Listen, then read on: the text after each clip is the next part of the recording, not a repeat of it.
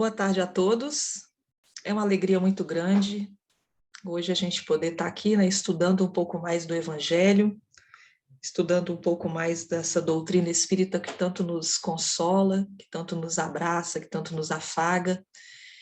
E eu quero agradecer a oportunidade de estar aqui falando hoje, agradecer o grupo de estudos Promoção da Alma, agradecer a Casa de Albino Teixeira, agradecer a Deus, e a toda a equipe espiritual que nos ampara neste momento, pedir que essa equipe espiritual aí amplie os nossos horizontes, amplie o nosso campo dos sentimentos, amplie os nossos pensamentos, para que todos nos permitam uma compreensão maior do estudo dessa tarde.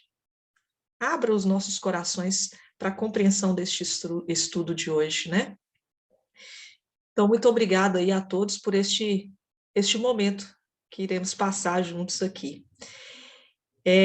Hoje, a nossa reflexão é em torno do tema A Inspiração de Pedro.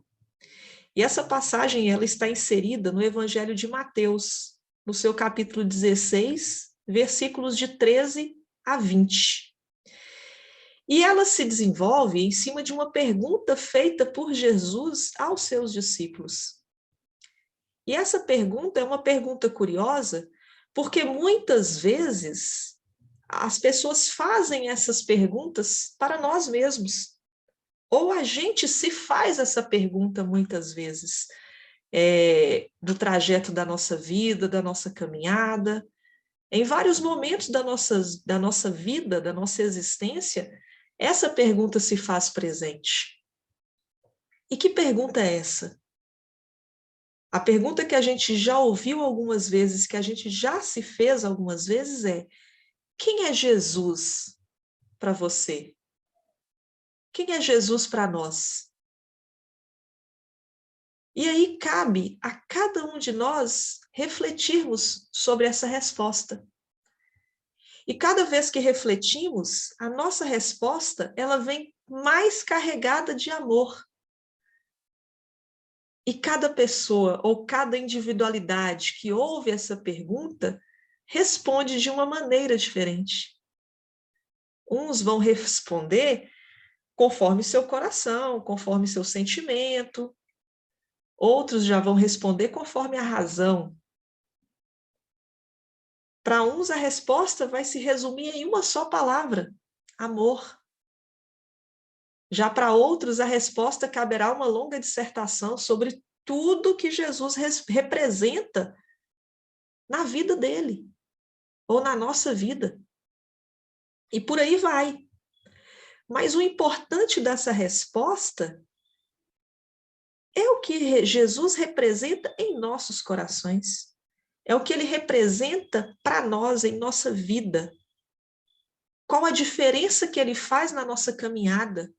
O que estamos aprendendo com ele? O que eu estou aprendendo com o meu mestre, o meu guia, o meu modelo? Aquele tipo mais perfeito que foi oferecido ao homem para me servir de guia e modelo? Isso é que faz diferença. O que eu estou aprendendo com o mestre? Então, sugiro que a gente inicie interiorizando em nosso coração a resposta para essa pergunta: quem é Jesus para nós? Porque ela vai fazer parte da gente em todo o nosso trajeto, em toda a nossa caminhada. E na passagem da inspiração de Pedro, o trecho do Evangelho traz para a gente uma reflexão acerca do nosso melhoramento, do que a gente vem aprendendo ao longo das nossas encarnações, da nossa existência, da nossa caminhada, deste nosso momento encarnado. Porque à medida que a gente vai aprendendo, vai estudando, vai praticando, a gente vai ampliando o nosso campo de entendimento das coisas e da vida, das relações uns com os outros, das relações com a natureza, da relação com Deus. Então, aquele que consegue desempenhar melhor essa tarefa de ampliação de consciência, desempenha melhor seu papel enquanto encarnado. Então, quando a gente vê grupos, sejam familiares, religiosos, grupos de trabalhos, de amigos, temos ali diferentes pessoas, ou seja, diferentes percepções, diferentes entendimentos das coisas e da vida, diferentes espíritos, diferentes intelectualidades, diferentes moralidades. O espírito, ele é essencialmente social, é da lei. Então, nós temos a necessidade de viver em grupos para a gente aprender, para a gente melhorar.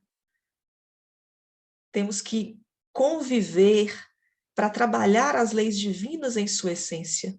Então, estes grupos, eles são preparados para desenvolver em nós essa tarefa de ampliação de consciência e de amorosidade, para que a gente tenha a oportunidade de trabalhar, de colocar em prática tudo que o mestre nos ensina ao longo dessa caminhada.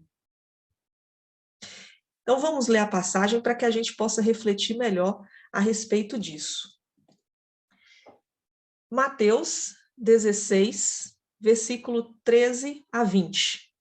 Veio Jesus para as partes de Cesareia de Filipe e fez aos seus discípulos essa pergunta: quem dizem os homens que é o Filho do Homem? Eles responderam: uns dizem que João Batista, mas outros que Elias, e outros que Jeremias, ou alguns dos profetas. Disse-lhe Jesus: e vós? Quem vós dizeis que eu sou? Respondendo, Simão Pedro disse: tu és o Cristo, o Filho de Deus vivo. Então Jesus lhe disse: bem-aventurado és Simão, filho de João, porque não foi a carne e o sangue quem tu revelou, mas sim meu Pai que estás no céu. Também eu te digo que tu és Pedro, e sobre esta pedra edificarei a minha igreja, e as portas do inferno não prevalecerão contra ela. Eu te darei as chaves do reino dos céus, e tudo que ligares sobre a terra será ligado também nos céus, e tudo que desatares sobre a terra será desatado também nos céus. Então mandou aos seus discípulos que a ninguém dissessem que ele era o Cristo. Então essa é a passagem, e vejam vocês que Jesus perguntou a seus discípulos justamente a pergunta que falamos no início. E ele pergunta duas vezes, de duas formas diferentes, porque ele precisa de saber dois pontos de vistas.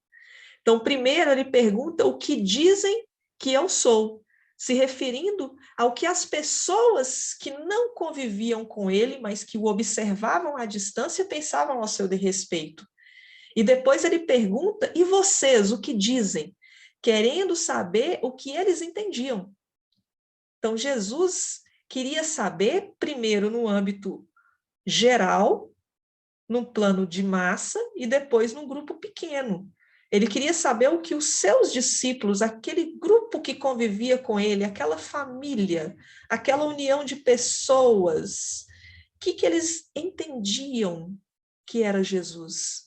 Eles estavam assimilando as lições do Cristo, mas também ele queria saber o que as demais pessoas estavam pensando, para ele saber também onde que estava chegando os seus ensinamentos, de que forma eles estavam se ampliando, né? E aí, para a gente aprofundar um pouquinho, a gente vai falar sobre esse versículo. Veio Jesus para as partes de Cesareia de Filipe e fez a seus discípulos essa pergunta: quem dizem os homens que é o Filho do Homem? Então Jesus, ele interrogou, né?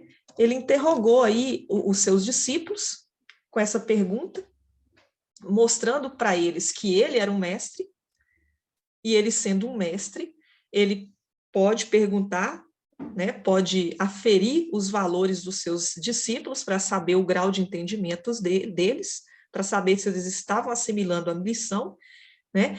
Então, Jesus queria saber o grau de percepção que eles estavam tendo de tudo aquilo que eles estavam vivendo ao lado dele.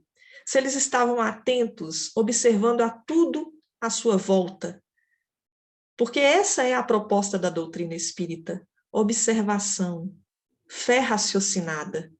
E quando ele diz filho do homem é uma expressão muito comum usada no Evangelho. E essa expressão, ela mostra a ascendência divina do Mestre Jesus. Essa expressão, ela identifica o Mestre Jesus como um filho de Deus. Então, lá, né, conforme a resposta da pergunta 625 do Livro dos Espíritos, ele é o exemplo de perfeição a que devemos aspirar. Então, ele está falando aí para a gente sobre essas questões. E, na sequência, os seus discípulos respondem, né? Para toda pergunta tem uma resposta. E a primeira pergunta é o que no âmbito geral, se dizem dele. E eles respondem. Uns dizem que João Batista, mas outros que Elias, e outros que Jeremias ou algum dos profetas.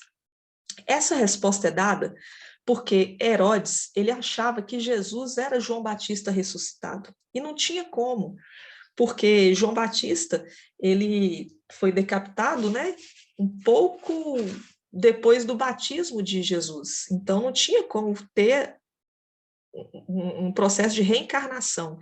Mas as pessoas naquela época, eles não entendiam esses processos de reencarnação. E é isso que acontece nesse trecho. Então, quando eles falam também sobre Elias, é porque existia uma profecia de que Elias voltaria para preparar o caminho do Filho do Homem. E havia também outras citações de profetas do Antigo Testamento que atuavam principalmente no campo das curas e que confundiam o povo. Então, quando eles viam Jesus curando, eles ficavam confusos com essas profecias. Então, no entanto, assim, o que mais deixa evidente aqui é a ideia que todos eles tinham a respeito de reencarnação. Então, o povo entendia que existia alguma coisa, que existia aí um processo de reencarnação, ressuscitação, alguma coisa assim que eles ainda não conseguiam verbalizar, porque eles não entendiam o seu mecanismo e eles não tinham conhecimento dos seus processos. E essa mesma dúvida se dá quando Nicodemos procura Jesus no intuito de saber como poderia um homem velho nascer de novo, lá na passagem do encontro de Jesus com Nicodemos. Então, a doutrina espírita, ela nos esclarece desses mecanismos, ela nos esclarece o motivo de passarmos por essas encarnações, nos mostram a bênção da reencarnação no nosso processo evolutivo, né? E aí, continua. Disse-lhe Jesus, e vós, quem dizeis que eu sou? Aí ele já parte para o íntimo de cada um. Agora ele já quer saber de cada um ali, e não mais daquela massa. Então vimos que ele pergunta aos seus discípulos agora a respeito do que eles pensam dele. Então Jesus quer saber, primeiro, de uma visão geral, de um aspecto amplo, e agora ele parte para uma visão íntima. Ele quer sondar agora o interior de cada um dos seus discípulos. Porque num aspecto geral, em um aspecto de multidão, as pessoas emitem diversas opiniões a respeito da pergunta, e cada opinião é de acordo com um conhecimento que cada um ali possui, que são patamares de conhecimentos diferentes. Mas a intenção de Jesus aqui, ela vai além, porque os discípulos, na condição de seguidores próximos de Jesus, de alunos que convivem com ele, que testemunham seus feitos, têm relativamente um grau de clareza maior do que o da massa.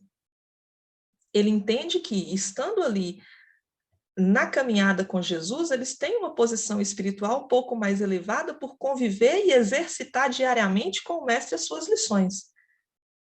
Então, eles deveriam, né, saber essa resposta melhor do que a massa. E aí, Pedro responde para ele exatamente o que ele esperava ouvir. E Pedro era um pescador. Ele tinha residência em Cafarnaum, e junto com Tiago e com João, os outros dois discípulos do Cristo, eles presenciaram os fatos mais significativos do messianato do Cristo. Eles presenciaram inúmeras curas, eles presenciaram a transfiguração, a multiplicação de pães e peixes. Eles estavam muito presentes ali durante toda a caminhada de Jesus.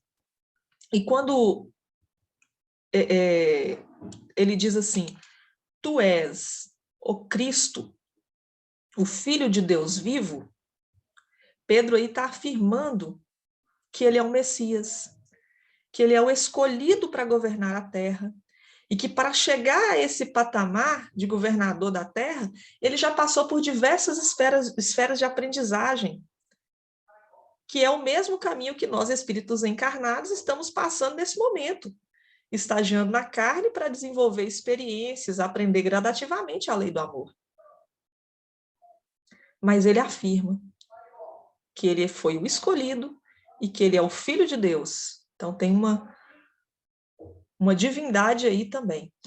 E Jesus, né, no próximo slide, e Jesus respondeu para ele, bem-aventurado és Simão, filho de João, porque não foi a carne e o sangue quem tu revelou, mas sim meu Pai, que está nos céus.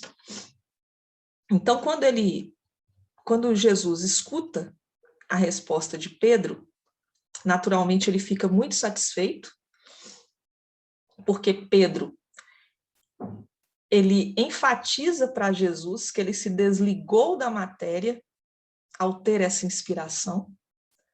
Ele buscou no mais alto, nas mais altas esferas, essa inspiração para dar essa resposta, e buscou principalmente no íntimo do seu coração tudo que passava ali para que ele respondesse à pergunta do Cristo.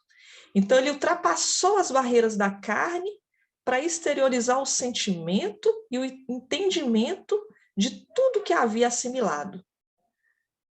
Então Pedro, ele se valeu do terreno da intuição e da sintonia espiritual a dar essa resposta, mostrando para Jesus que ele estava atento, que ele era um aluno aplicado. E Jesus enfatiza essa elevação espiritual de Pedro quando ele diz, meu Pai que está no céu. Ele diz do Pai, do Criador de tudo, do belo, do bom, do harmônico, né? E aí no próximo versículo, ele vai trazer, também eu te digo que tu és Pedro, e sobre essa pedra edificarei a minha igreja, e as portas do inferno não prevalecerão contra ela. E aí a gente tem algumas situações interessantes aqui para a gente poder conversar. Pedro significa pedra, rocha, firmeza. E assim como a firmeza da resposta que Pedro deu a Jesus, o seu nome também significa firmeza. Então, quando Jesus se refere à pedra, né, sobre essa firmeza, sobre essa rocha, ele diz da revelação das verdades espirituais, que vão sendo trazidas para a gente gradualmente, vão sendo trazidas aos poucos, né? Primeiro veio Moisés e trouxe a primeira revelação, vem Jesus trazendo a segunda, e depois a gente tem a terceira revelação aí com o advento da doutrina espírita. Então, quando Jesus diz a pedra, ele quer dizer a revelação, no sentido de que a pedra é o alicerce da redenção espiritual. Então, é sobre aquela pedra, sobre aquela firmeza, sobre aquela rocha, que ele quer dizer que ele edificará a sua igreja. Compreende? Então, a igreja não é aquela igreja de tijolos e de pedras e de terra e de cimento que conhecemos, mas sim a igreja construída no nosso coração e no nosso pensamento, e firmada sobre essa pedra, sobre esse alicerce de redenção espiritual, sobre essa revelação que nos foi mostrada. Lá em Mateus, capítulo 18, versículo 20, vai trazer para a gente, porque onde estiverem 2 ou 3 reunidos em meu nome, aí estou eu no meio deles. Então, reunir-se em nome de Jesus é estar de acordo com os seus ensinamentos, é comungar dos seus ensinamentos, é compartilhar os seus sentimentos, é trabalhar no seu íntimo e no seu coração a lei do amor. Quando ele se refere a inferno, né, quando ele fala lá, e as portas do inferno não prevalecerão, ele diz do nosso estágio de ignorância, de não saber das coisas, de desconhecer. Ele diz das trevas, né, dos erros, dos conflitos, de tudo que é contrário à ideia de igreja, que nada mais é de refletir luz, ensinamento, amor, harmonia, acolhimento, né, esclarecimento. Então ele está se referindo a tudo que é contrário ao que a gente prega como a igreja nesse sentido da palavra. E aí, para a gente continuar, no próximo versículo, ele vai dizer: eu te darei as chaves do reino dos céus, e tudo que ligardes sobre a terra será ligado também nos céus. E tudo que desatares sobre a terra será desatado também nos céus. E aqui é interessante a gente observar que as chaves representam o nosso livre-arbítrio. A decisão ou as decisões que temos que fazer, as escolhas que temos que fazer, sejam elas em pensamento, sejam elas em ação, mas esse livre-arbítrio que podemos utilizar para o bem ou não. E esse livre-arbítrio que muitas vezes vão trazer consequências, seja o nosso livre-arbítrio de pensar, seja o nosso livre-arbítrio de agir. E ele diz que o reino dos céus, se a gente for pensar bem, são os nossos patamares de evolução íntima.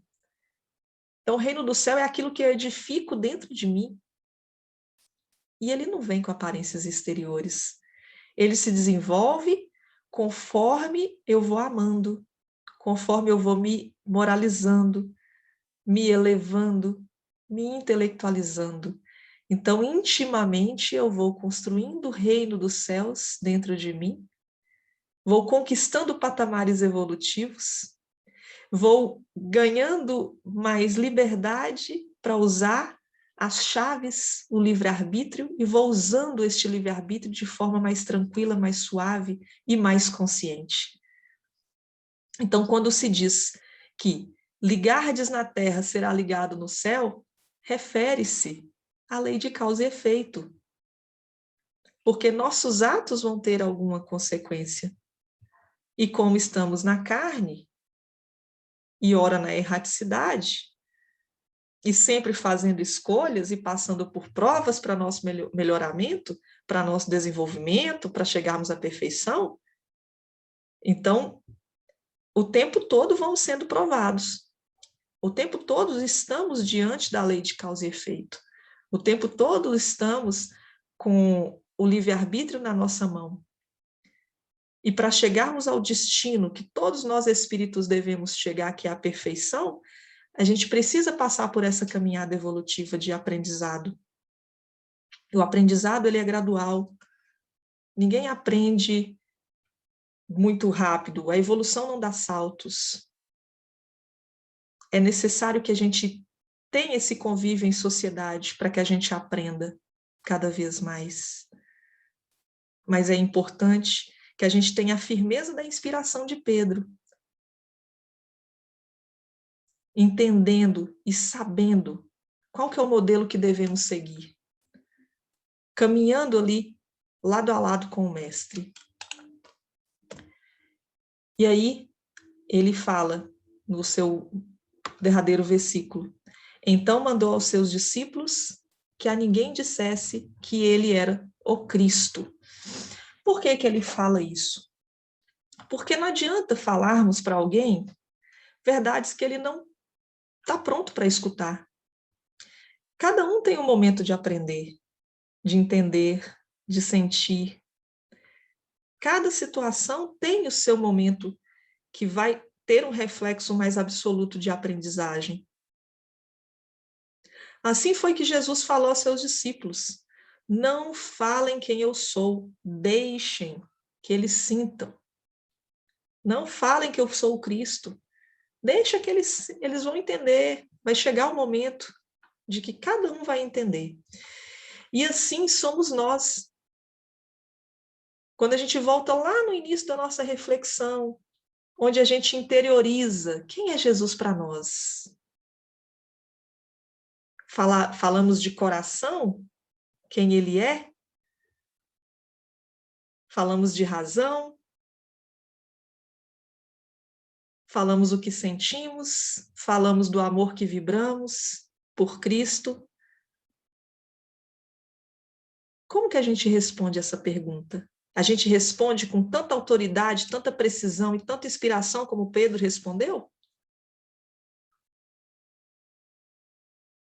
Eu respondo em todos os momentos da minha existência ou da nossa existência de forma tranquila, de forma clara, de forma precisa, quem é o Cristo para mim?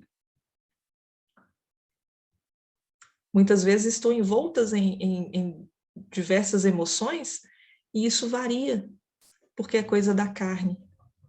Mas é importante que a gente edifique em nossos corações essa pedra, para que a gente crave em nós essa igreja e para que a gente seja inspirado cada vez mais como Pedro a responder a pergunta do mestre com precisão, porque ele está conosco o tempo todo.